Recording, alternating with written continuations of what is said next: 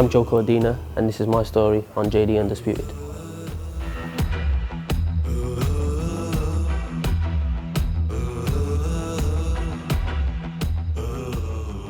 Well, I started off in football from like 5. I used to go over the centre and just have a little kick about. And then I got into rugby when I was about 7 or 8. I started off down in St Albans in Tremorfa, and then I had 1 year there, and then I went to Rumney, where obviously I met Joe, and we played rugby since from like the age of 8 up until like 15, 16. And then obviously I parted to go on to start boxing then. What he'd done one day, we were driving down the road and there was a load of boys jogging and punching the air. He said, what are they doing? I said, well, they're boxing training. He said, can I go? His mother didn't want him to box, and I said to him, to her I should say, once he gets a dig, he won't want to know. So, you know, and the first 11 fights on the trot he won as an amateur, and that was it, took off from there. He was sports mad. My first memories walking into the boxing gym is about 10 years ago. Just wanted to keep fit in between seasons. I had no intentions of actually fighting. I started enjoying it. My trainer, Cliffy at the time, asked, do I want to fight? I said no, but with hesitation. And then when he started asking me again, I was like, yeah, okay. My mum wasn't having any of it, or my dad said if he wants to, he can have it, but you have to train hard. So I had one fight, and I won my first fight. I won my first 10, and it's the best feeling ever. As soon as your hand goes up, it's no other feeling. So for me, it was no looking back. 1 led to 2, 2 led to 3, and so on. He turned up in a little box with about 6 of them. He blew the dust off and a wizard popped out. He used natural talent straight away. Everything you showed him, he'd go away, take it away with him. By the time he returned, he'd mastered it. Within a year or so, he'd won a Welsh title. Within 2 years, all his mates had won Welsh titles. They were following his lead. He's just keen right from the start.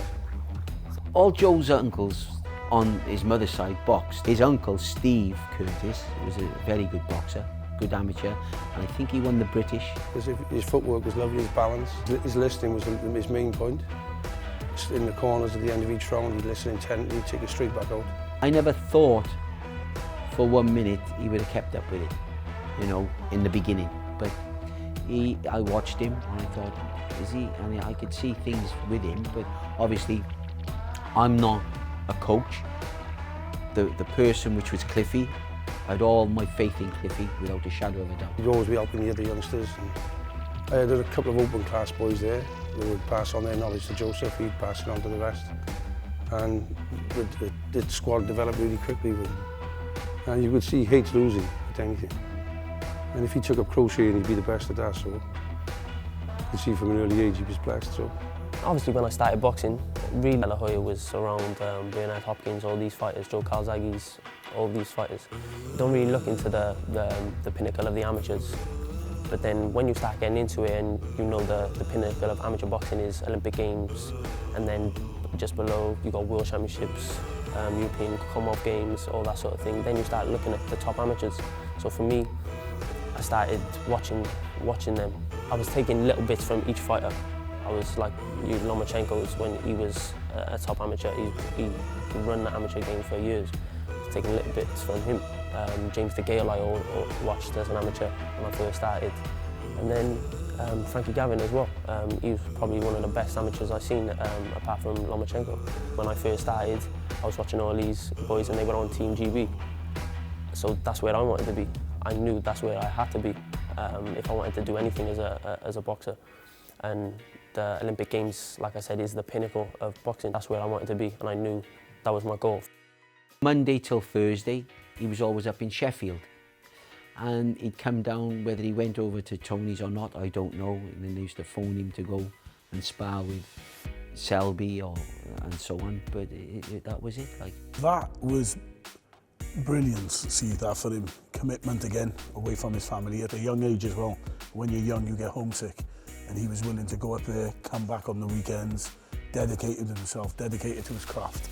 Yeah, obviously where I'm away now is hard. I don't see my mates much often anymore. So for me, it's like when I can, and we can catch up, then we can catch up. But obviously, like I said, we got a job to do, and I dedicate myself to my sport, which is I have to do because it's a very hard sport. If I don't dedicate myself, then it's going to be an even harder sport. I think he's got a good circle of friends around him, and I've met his father and his mum, and they seem like really nice people. And obviously, he's got his 2 children to keep his feet on the ground, so, and his missus. So yeah, he's got a good network around him. Yeah. I seen him in the paper when he was young, and I was like, oh, I like him. But my mum had already bought me tickets to. He was boxing against Canada.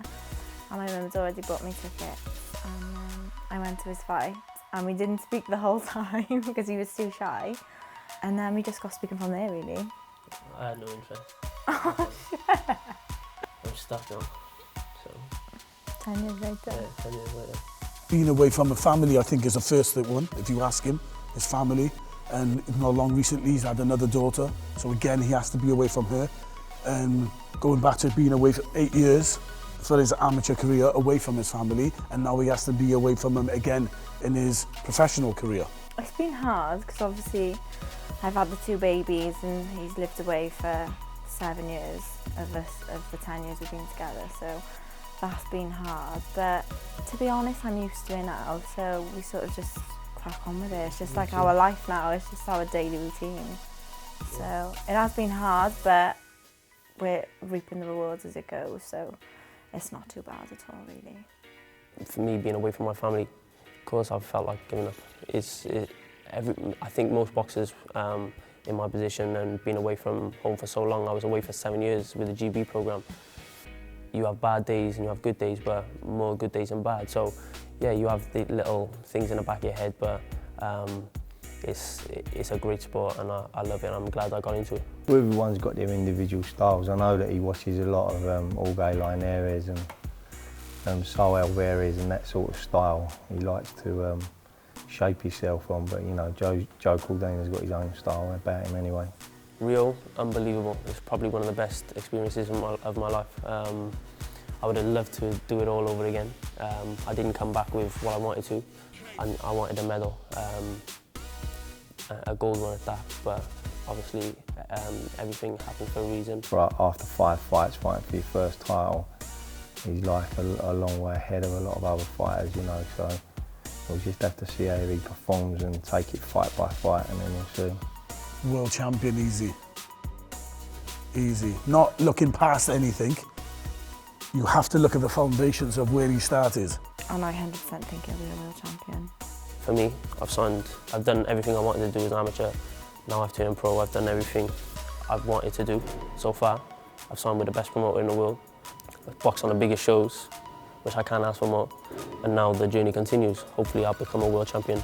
I told people I'll become a world champion, and that's what I intend on doing.